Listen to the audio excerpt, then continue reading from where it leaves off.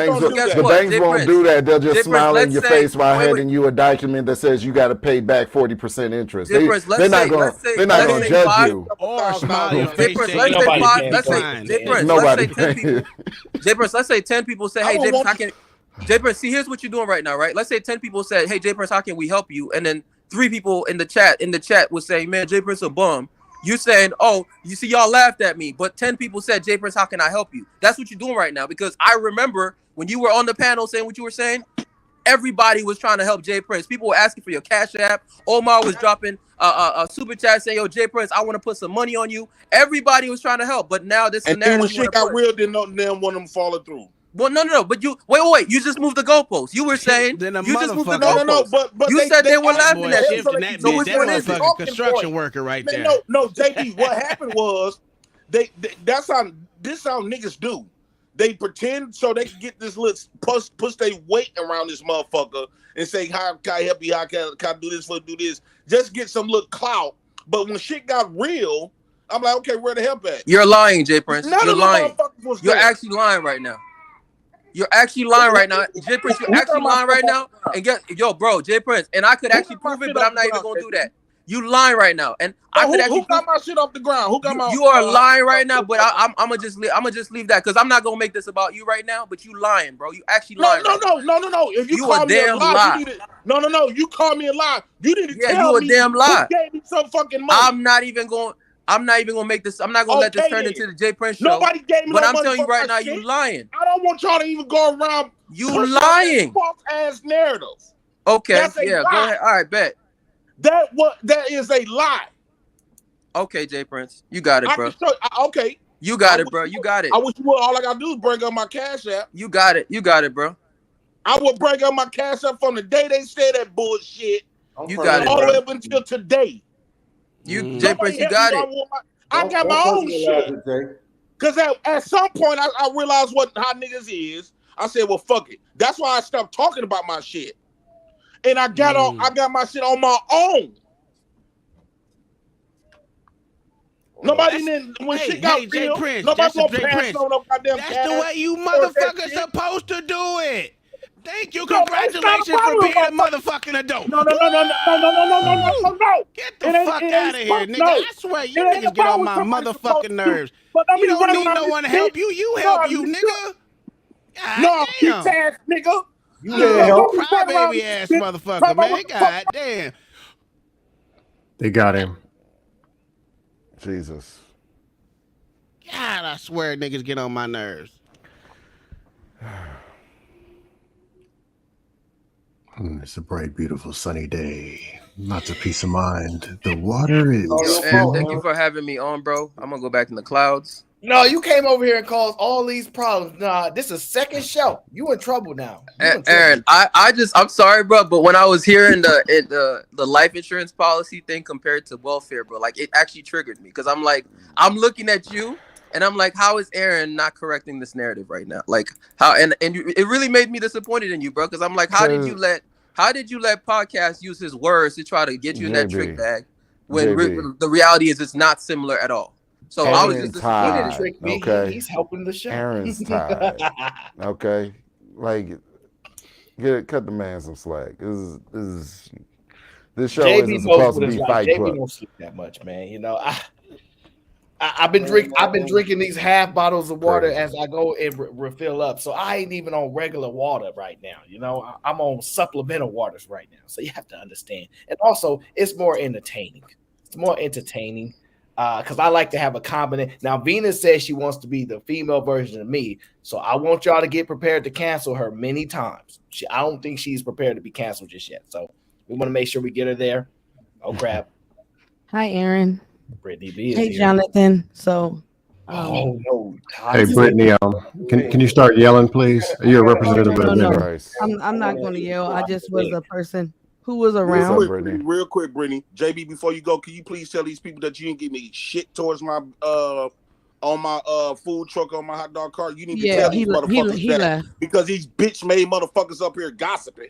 Yeah, he left. Don't know shit. JB, would you tell these motherfuckers that you? He's not here right now. He's not here on my motherfucking food truck. So, bitch ass gossipers. Hello, Aaron. Nobody confirmed or denied that JP did anything. He didn't tell these motherfuckers that. Yep. So the point he was making was it wasn't that nobody did or didn't give you anything. When you said stuff got real, people asked you for evidence and you didn't have it. Back then, you were so worried about the panels and having conversations and how the topics affected you. And the conversations that people were having with you on the panel was, hey, instead of being worried about these panels, go do that thing that you said you was going to do, and we will help. See, people want to see you move before they actually really put in that real work. And you did have people that were saying something. Now, if they gave you something or not, yeah, that's probably Jay Prince's argument. But the point was, nobody saw you do anything. So, but Brittany, here's the fucking problem. This nigga is not 20. This nigga is in his 30s. Who the fuck cares? Do it like you're supposed to be a grown ass man and do what you're supposed to do. Time for the yelling. That's all. I'm glad he did it on his own. That's the way you're supposed to do it, Ladies and sir. gentlemen, turn the volume up on your speakers. I got it on Yelling my time. own. I got it on my own. Good job. So shut the fuck up. Good Talking about what a job. motherfucker Who done for fucking me. said it? I'm glad you were an adult. I'm trying to take credit for I'm some shit glad that I you're an done did my adult. No motherfucking one self. cares if I got someone kids. helped you or not. Well, if you don't care, No bitch. one Stop speaking on cares. shit that you don't know Stop the fuck you crying. I talking didn't about. pick on nobody. You still haven't answered that question, Nobody. bitch. Jay Who did Prince- I fucking pick on, bitch? Jay, wow, not the Talking spitting. about. Who did I pick on, bitch? Nigga, sit up here gossiping and you don't Eric, know Ass the fuck you nigga, I waited ain't way gossip too on long shit. I can to give try a to fuck less calm it about down your on life, whose side. nigga. Again, bitch. Who did I pick on? Answer the fucking question. On whose side is shit? Y'all sit up here gossiping about what some motherfucker done done on my Nobody shit. Nigga, I was told you to your face, gossiping. nigga. I'm glad you no did it as a grown Hey, ass calm man, sir. down. I'm glad you did it as a grown ass man. About time you did something on your own, sir. Rob, your shit is magnetized. Hold on, Jay Prince. Nobody finna take credit for some shit that I done did for my motherfucking Who self. the fuck Got did? Who No one did? cares. Well, Who stop did? talking. Well, y'all sitting up here talking about what everybody done for me. Get the fuck out of Who is everyone? Who has said this? Okay, so we can wait for him to come Who back. said this? Okay, I don't know. I'm so confused. let me ask you this question: If Who said this? I give you $10,000 and you give me $50,000 to bury my loved one, Jesus Christ. Is it better now? did you not assist me in That's that burial? Say that again on podcast. If I give you $10,000 and you give me $50,000 to bury my loved one, did you not assist me in that burial? That's hard. Give me a second. Aaron, can I jump in on this? Listen, y'all up here cutting the fuck up on this Saturday afternoon. Y'all was kangs, damn it. You could argue that shit. No, you are. Robbie, it's the women. It's the women's fault. Right. So that's what I was trying to say earlier. Like, hey, Robbie, how you doing? Good, guys. How you doing? Right. And he highlighted. Robbie, I don't know what's going on with your audio, but you roboting it again. Right. And then he also gave a different perspective, right, from his point of view. I can't argue with his point of view, and definitely salute to him for sharing some of the information about how the industry works. But bruh, if I'm standing on one side of the number, you standing on the other side of the number, I see a 6, you see a 9. Which one of us is right? Point of view still matters. If in my mind, because this is what he tried to argue. Look, this is how you know niggas they just hate that they can't outwit me, right? The same argument that he tried to make against me on why I should be seen as different. Forget how long I've had the Section 8, but the fact that he said I tried to market it as what do you say? What's that word when you trying to scam or something? Whatever the fuck it was, right? So if you're saying I'm going to get on fraud to give somebody this amount of money, and the point of view that you have on it is that when the time comes, they're going to assist me with this funeral so that I don't have to be pay for it all. That's your point of view on it, right? That's how you see it. And to a degree, that makes it absolutely true, right? Just because of the fact that that's what it is for you. That's how you see it. So that's why even you stated, and shout out to you, Aaron, is why I rock with you, because you never try to mischaracterize. You said what I asked you was, can it be seen as assistance? That was the whole point of what I'm saying, because I'm knowing how people talk about it. When they tell you to get insurance, what they literally say is you need to get some insurance so you can have some assistance burying those people. You don't want to have to look up and you don't have the money to pay for it. That's how they talk about it. That is literally the verbiage used to describe to people why they should get insurance. But then when you want to make another point, you're going to give your point of view. Okay, but it does not minimize the other person's POV either. It absolutely does. Yo, Aaron, is when you use a credit card, is that assistance, Aaron? No. Okay, so you see how easy you can say that? It's actually exactly the same thing. That's how stupid It literally is this assistance. can you not interrupt me, sir? That's how stupid this narrative is, right? Because when you use a credit card, right, the credit card company is giving you out a loan and you're paying interest on that. You're paying them back with interest, right? When you pay them back with interest, that's Not only a effectively what the surcharge, insurance too. company is doing.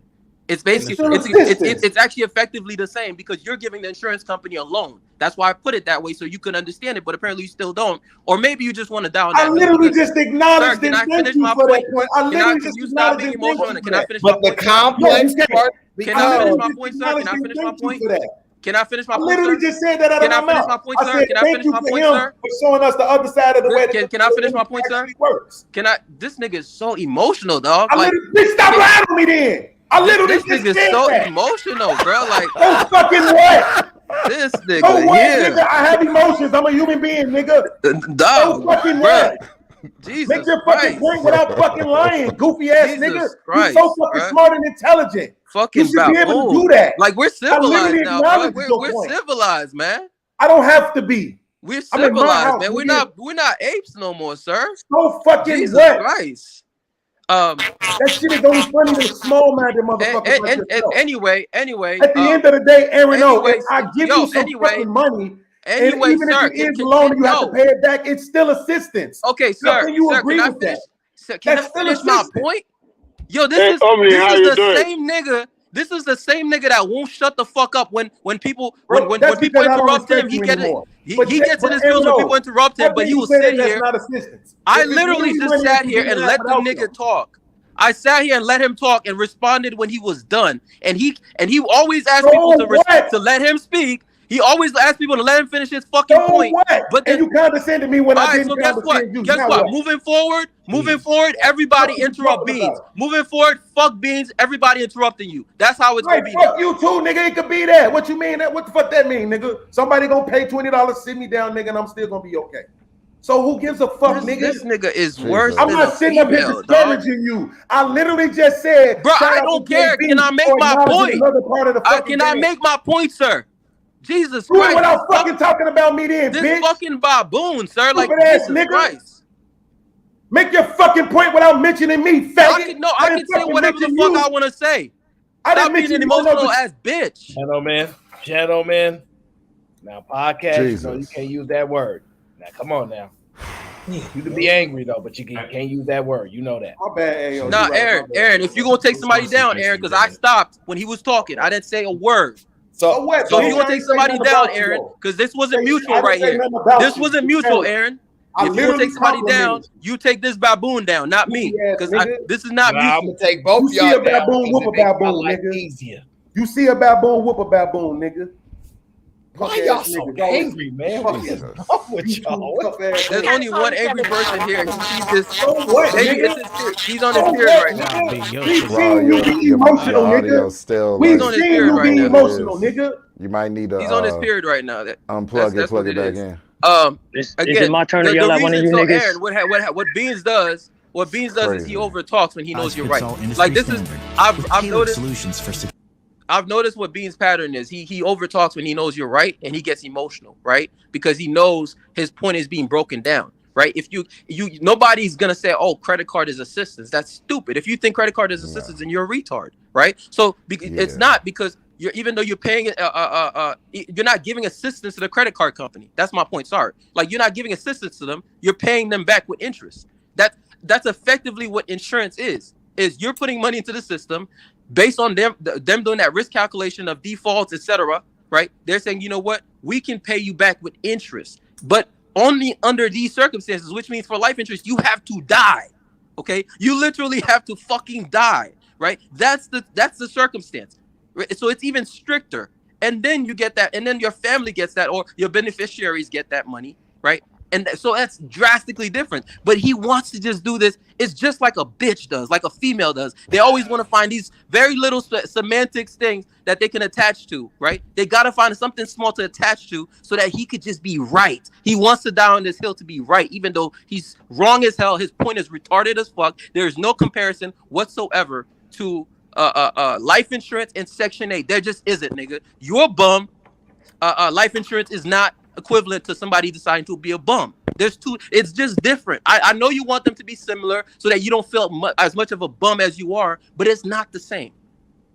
But wait. I gotta say this. I gotta say, how you guys doing? How you guys doing? But if a Both woman of calls you. men a bitch, it's the end of the world. Stop calling each other bitches if you don't want women to call you bitches. Stop that shit. Okay. Stop calling each other baboons. That shit is fucking tacky and trash. Do better. Okay, guys, this is both of you are right, but there is a name in insurance. I used to sell insurance before. Both of you are right, but the thing is this, right? As men, you can't be too emotional. You have to guide your emotion when you talk, because it's very, very apparent that you don't show your emotion too much. You got to be. But you can be but you can be condescending though as a man. As a man, you shouldn't be condescending either. But let me put it this way, right? Whole life insurance is not time life insurance. The brother that is talking about until you die, that's time life insurance. In time life insurance, if you can't get money out of it, and what happens is that if it expires, right, you can renew it at age of 75. When you turn 70, 75, they won't even allow you to renew it because all that money is gone. You can't get it back. It's gone. But for whole life, what happens is that whole life, you can cash out some money, but it's with interest on whole life insurance. So that's the difference between time life and whole life. So whole life is always good for people. You can always have assets. Something you can put it towards IRA. There are many benefits, but do not do time life insurance. You cutting out, bro. Anyway, let me say something. I just came up here to argue. Fuck what the topic is. Oh, you want to argue? Okay. You could debate civilly. I'm fucking around. I've had a lot today already. Nah, he was making a good point on life insurance. I want to let him finish. So that's the thing about it. So when you're getting a life insurance, like I don't want to get a life insurance because I already make money in my business. What do I need life insurance for? It's not for people that have that money. But if you know, but life insurance is good because you can actually transfer it to the next generation. Let's assume time life insurance. If you have a time life insurance, right? You never know you don't know your expiration date. Yes, if you're fortunate to turn 75, you're unfortunate to lose your money. That's the thing about time life insurance. You're fortunate to go past 75, but you're unfortunate to lose your money. But if somebody was to die before the age of 75, this is what happened. You don't leave your children in debt. They can actually use that money to pay off your house. You see what I'm saying? That's called transfer of wealth. It might be 200,000, it might be 500,000, or it might be $1 million or 2 million, depend on what you're buying. But whole life insurance is for people that want to be able to have access to their money while they're still alive. Now you get whole life insurance. You can get IRA to it. You can get there are so many reasons why you can get life insurance. But but don't discourage people from getting life insurance. It's not a good thing. But at the same time, like credit card is good because the system is built that you must have a credit history. If you don't have a credit history, your interest rates are going to be high, except if you want to pay out of pocket. But if you, and then also it's good to always pay on time. Like if you use your credit card, let's say you use $10,000. The only reason you should use $10,000 in the month of September is because in the month of September you can pay back that $10,000 or at least $9,000 back. You always want to pay nothing more than you always want to leave no balance less than not above 32%. Always make sure that your revolving credit is 32%. But I always tell people pay off your credit cards. So it's good to have credit cards. It's good to have life insurance. I know Aaron is getting frustrated. I would have liked to tell you guys way more about life insurance because I saw life insurance and it was a good thing. But do not buy term life insurance. It's not a good thing. It's a ripoff. If you're not going to, if you're going to live good, if you have good health, don't buy life insurance. Don't buy term life insurance. Piece of Kenny. I'm mad at Kenny's sound is acting like that because Kenny was up here getting to some facts and some common sense. Yeah, y'all are hating on Nick Kennedy. Okay, this man is giving y'all gems. No, he was I speaking pure just said that. facts. I just I said just peace said he was because giving someone sent the money up. information. But at the end of the day, I think it's really crazy that this was a panel full of Black men discussing an issue that's prevalent in our community. And instead of just having a conversation, it devolved into a screaming match, yelling match, disrespecting one another. Y'all was kings and y'all leaders and stuff. But Absolutely. why y'all can't Absolutely lead the false there, conversation? Right, why y'all can't lead the conversation civilly and respectfully? Like, so many But of y'all Robbie, have.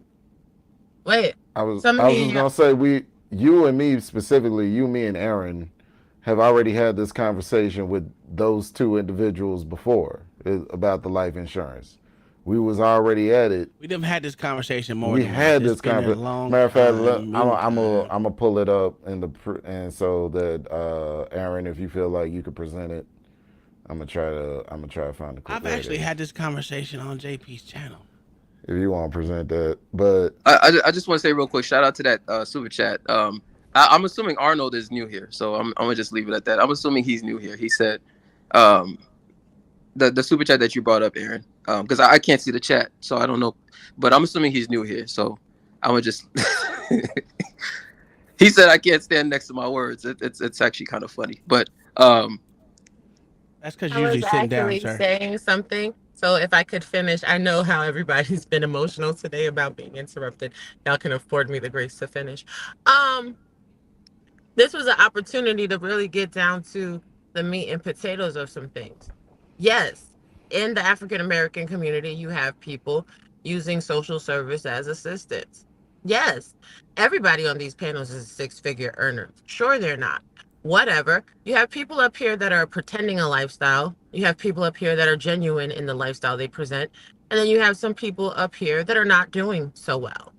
Instead of being so judgmental and so disgusting towards one another, there is a measure of civility that should be deployed.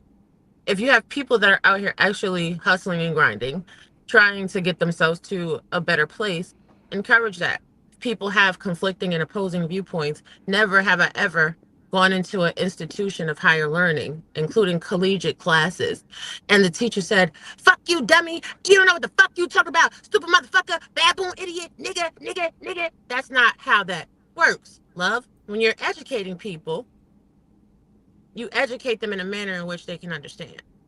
Aaron, thanks for bringing together a great panel as always. While I was out handling my errands, I was thoroughly entertained, but somebody has to come up here and infuse some rationale. Robbie, can I ask you a question? Flies with honey. Yes. My question to you, you don't think niggas learn by another nigga calling them a dumbass ignorant nigga? No, that's not how niggas work. That shit worked and y'all niggas would be doing better. Y'all niggas fucking better crazy and be in the same motherfucking place. Cause y'all got egos and attitudes. That shit don't work. Talk to each other like you talk to white men. Talk to each other like you I talk talk to to white men Hispanics. like that. Well, that's Uncle Tom, you something special and we know this. But talk to each other like you talk to the people at your goddamn job. Y'all not fucking friends. Y'all don't like each other. Y'all for damn sure not brothers. Because if you were, you would do fucking better when talking to each other. Stop calling each other bitches and shit like that. Then when women get mad and call you bitches, then you're all in your feelings. Oh. No, that's a fact. Give me an example. Factual. That's all. I love y'all. Bye, gentlemen. Hey, I just want to Later say on. Colorado getting their ass beat right now, like I told y'all. Just because Deion's a goddamn coach don't mean they're going to win. Ha! Just wanted to throw that out there. All right, money I'm on the headed game, back that's out, Aaron. Aaron, I actually literally only came back so I could say to the Jay Prince situation, right? Do you really Jay Prince wanna don't do that? understand. No, so I just want to make this clear. Jay Prince don't understand when somebody's trying to actually protect him, right? Even though, like, I'm not, in the Jay Prince camp anymore. He seems to not understand when somebody's trying to protect him. Like, he wants to prove, I guess, something to people so badly, people in the chat, people on the panel, whatever, that he doesn't understand when somebody's trying to protect them. I'm like, bro, like, I'm avoiding getting into this topic because there's certain things that I would say that I know Jay Prince will feel a type of way about if I say it. So I'm like, I'm actually trying to protect the man, and he, instead of understanding that, he just wants to dig in. That's all I wanted to say. I wish he was still here. I'm not gonna get into it, James. I'm not gonna say what you want me to say because it's actually not true. But you wanted me to say it the way you wanted me to say. I'm not gonna do it, but I'm also not gonna dig into it at all because I don't want to say certain things that you might feel type of way about. Right? So I'm actually trying to protect you, sir. I just want you to know that I'm trying to protect you, trying to protect, your honor per se or whatever. So I hope you understand that, Jay Prince, because I would say certain things that I know for a fact you'd feel type of way about, and you know this. Just think about it. So before you say whatever you're gonna say next time you come up, Jay Prince, just think about what I'm saying right now. You know what I'm talking about, bro. So just please let it go, bro. I don't know why you feel the need to prove shit to people so badly. But anyway, that's all I wanted to say.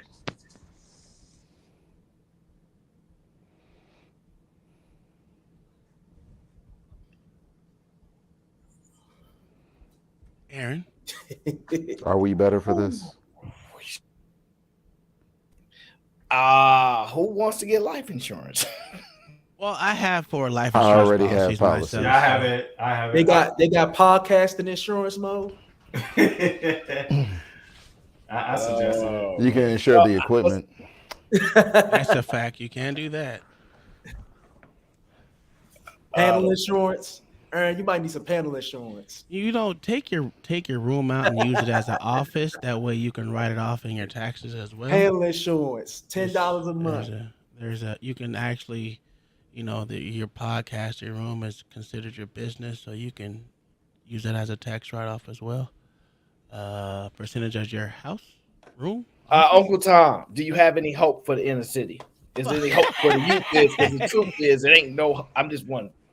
No, I don't have any hope for inner city, and I'll be the advocate for saying you ain't got to move out to rural areas of this, but move out of the direct city. I would say, personally, because if you keep stacking black people and white people on top of each other, when people get together and close knit, that's where you have all fuckery. It doesn't matter what race you are. If you get too many people in one area, you're gonna have a whole bunch of bullshit all the time. I don't care if you're white, black, brown, Indonesian, Asian. Don't leave out the Puerto Ricans. Right? It's all fucked up. I don't want to be. I guess my thing is I don't like being stacked on top of each other. I hated apartment life. I hated living. If I can reach out and touch your goddamn window, you're too close to me. So that's the problem. I don't agree with living in the inner city. Some of us like living in the hood. That's Some a of us fact. do. Then why complain about government bullshit when you continue to vote the same pieces of shit in? And I don't give a fuck. I say go for what they say. When they say what they say, and you still vote for them, don't complain about it. That's my point. That's it. I don't really have that much. I don't know, man. Just stay in California, stay in New York. CBG in full effect. Tell that little nigga we just dropped the bread. The sniper you waiting outside for that air. Mike ain't sit up, and I know they gon' blast.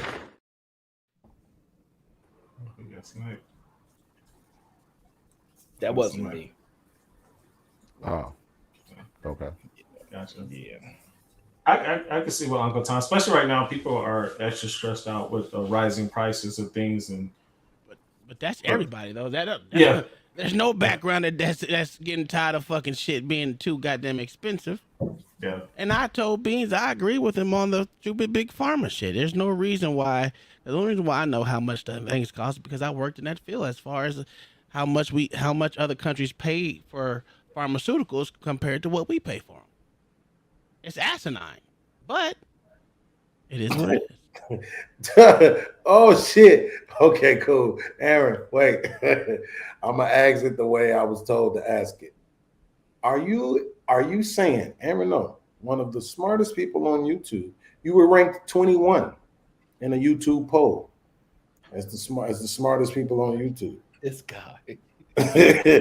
Are you telling me that you don't see a loan as assistance?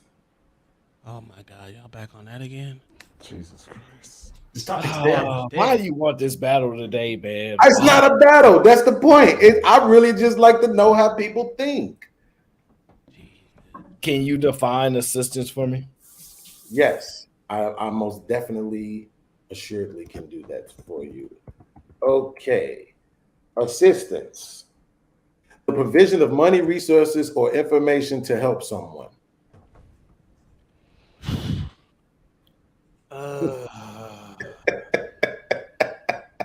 Podcast. Man. No, guilty Quan, I won't.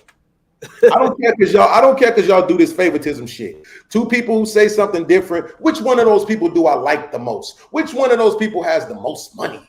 I don't give a fuck so about. let's go deeper, podcast. I Let's like intellectual people. No, because let's go deeper, podcast.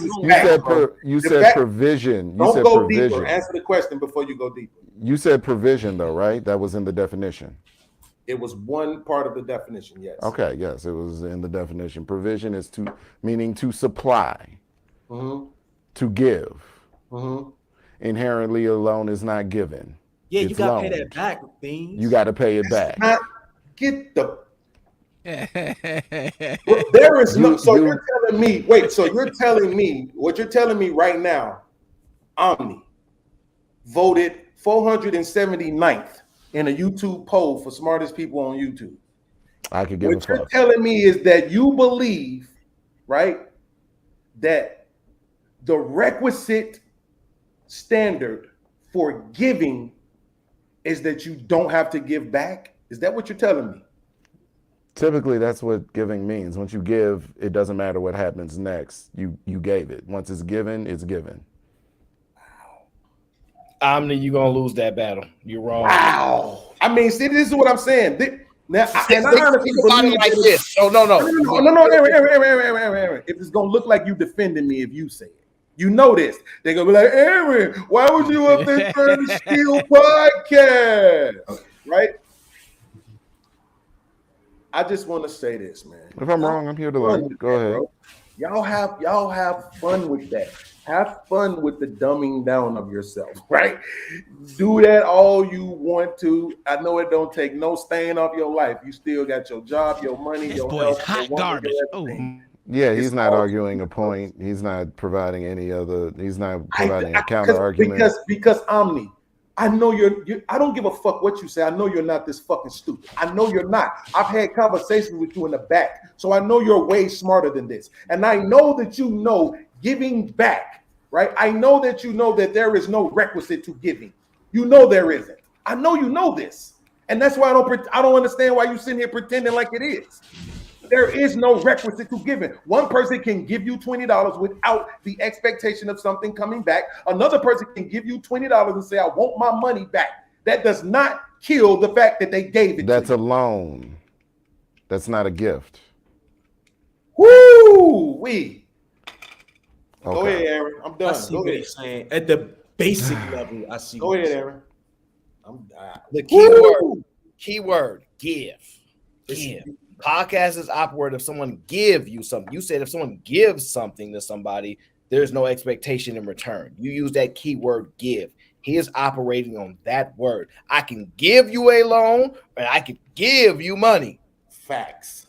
So you have to understand. I get what being saying. You have to first know your audience, know everybody. I know everybody that's on my panels, how y'all think, how y'all operate, everything. You gotta basic level, I get them. On a basic level, I gotta go. No more talking to y'all today. I'm done.